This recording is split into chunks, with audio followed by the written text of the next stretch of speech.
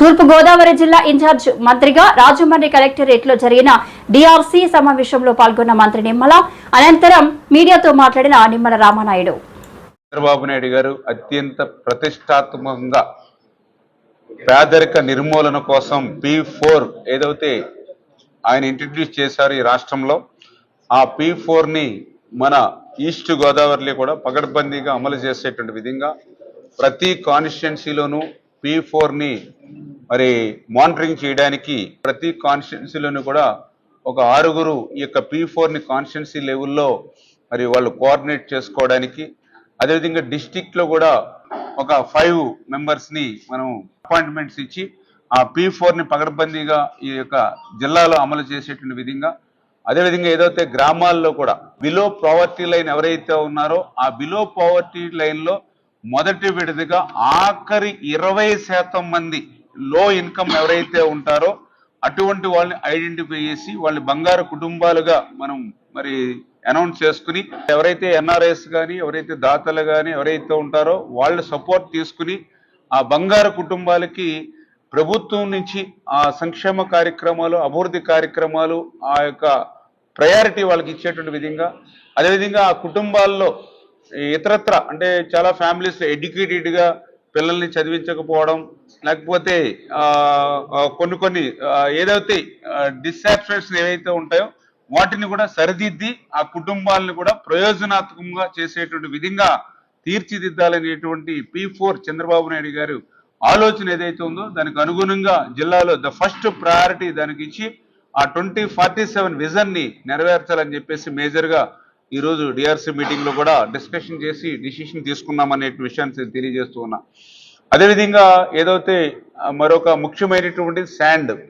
ఎందుకంటే ఈవేళ రాష్ట్రంలో ఇసుక అనేది ఒక నిత్యావసర వస్తువుగా మారిపోయినటువంటి పరిస్థితి మనందరికీ తెలుసు. చంద్రబాబు నాయుడు గారు ఒక స్ట్రాంగ్ డిసిషన్,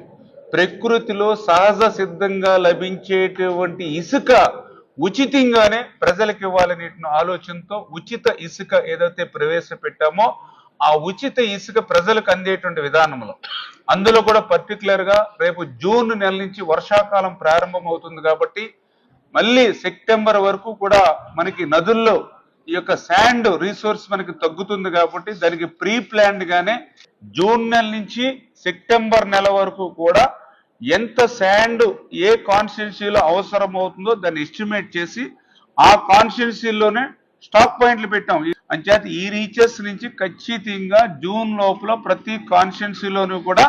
ఆ స్టాక్ పాయింట్స్ లో ఆ 4 నెలల వినియోగం అయ్యేటువంటి శాండ్ అంతా కూడా డిపాజిట్ చేసుకుని రిజర్వ్ చేసుకోమని చెప్పేసి కూడా ఈవేళ క్లియర్ గా ఈవేళ అధికారులకు కూడా ఇన్స్ట్రక్షన్స్ ఇవ్వడం జరిగిందని. అదేవిధంగా ఇప్పుడు సమ్మర్ డ్రింకింగ్ వాటర్ పర్టికులర్ గా మొన్న సీఎం గారు కూడా కలెక్టర్ 2 రోజుల కాన్ఫరెన్స్ లో కూడా క్లియర్ గా చెప్పారు, ఎక్కడ కూడా త్రాగునీరు సమస్య అనేది రాకూడదు, చాలా క్లియర్ గా వర్క్ చేయమని అటు Panchayati Raj department, RWS department, collector గారిని కూడా కోఆర్డినేట్ చేసుకోమని చెప్పారు. ఎక్కడైనా శివారు ప్రాంతాల నుండి వాటర్ అందకపోతే ట్యాంకర్స్ ను కూడా పునర్నిర్మించుకుని అందరికీ కూడా ఆ త్రాగునీరు సురక్షితమైన నీరు ఇవ్వాలని చెప్పేసి ఏదైతే చెప్పారో దాన్ని కూడా పకడ్బందీగా అమలు చేయమని చెప్పేసి కూడా ఇన్స్ట్రక్షన్స్ కూడా ఇవ్వడం జరిగింది. అదేవిధంగా మీ అందరికీ తెలుసు ఇప్పుడు మంచి రబీ సీజన్, ప్యాడీ ప్రొక్యూర్మెంట్ బాగా జరుగుతూ ఉంది. గత ప్రభుత్వానికి భిన్నంగా 48 గంటల్లోనే ధాన్యం సొమ్ములు రైతుల అకౌంట్లో పడేటువంటి స్థితిలో రైతులందరూ కూడా ప్రభుత్వం ద్వారానే రైస్ మిల్లుకి అమ్మాలి అనేటువంటి ఆలోచనతో పెద్ద ఎత్తున ఈవేళ ప్యాడీ ప్రొక్యూర్మెంట్ జరుగుతూ ఉంది. అవసరమైతే మరి ఏదైతే దుర్గేష్ గారు మేము కూడా మంత్రులుగా బాధ్యత తీసుకుని అవసరమైనంత వరకు రైతు దగ్గర ప్రతి ధాన్యం కొనేటువంటి విధంగా మరి civil supply minister Nadendla Manohar గారి దృష్టి కూడా తీసుకెళ్లి అవసరమైనటువంటి టార్గెట్ కూడా పెంచి ప్రతి ధాన్యం గింజ కూడా కొనుగోలు చేసేటువంటి విధంగా ముందుకెళ్లేటువంటి విధంగా కూడా ఒక నిర్ణయం తీసుకున్నాం. అదేవిధంగా ఏదైతే ఇరిగేషన్ డిపార్ట్మెంట్ కి సంబంధించి మనం ఎన్ని వేల కోట్ల రూపాయలు పెట్టి ప్రాజెక్టులు కట్టినా, రిజర్వాయర్స్ కట్టినా, కెనాల్స్ తవ్వినా కూడా దాని సంవత్సరం మెయింటెనెన్స్ లేకపోతే అవన్నీ కూడా నిరుపయోగం అయిపోతాయి. 5 సంవత్సరాల అటువంటి పాలన వల్ల అవన్నీ కూడా నిర్వీర్యం అయిపోయి చిన్నపాటి వర్షం వస్తే జలాశయాల మాదిరిగా మారి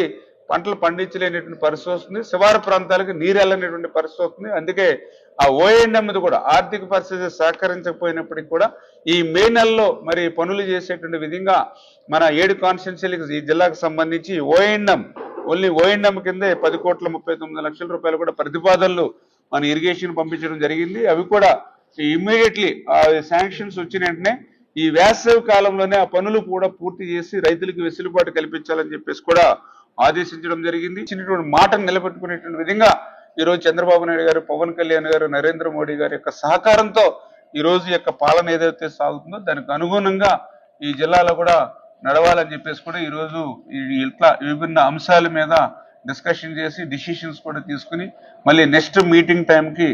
ఈ రోజు చెప్పినటువంటి ప్రాబ్లమ్స్ మ్యాక్సిమం, ఎందుకంటే ఏదైనా ఫైనాన్షియల్ ప్రాబ్లం ఉంటే కొంతమేర